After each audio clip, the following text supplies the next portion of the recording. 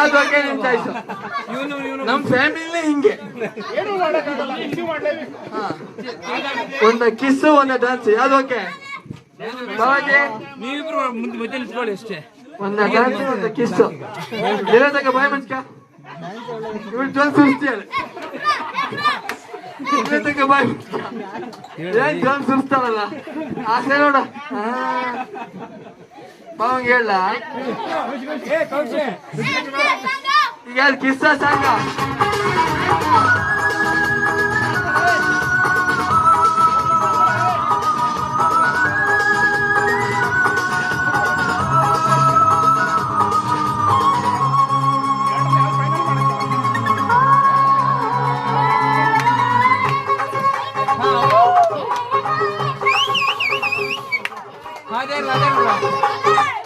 ಈಗ ಒಂದಾಡಕ ತಗೊಂಡು ನೀವು ಮತ್ತಿನ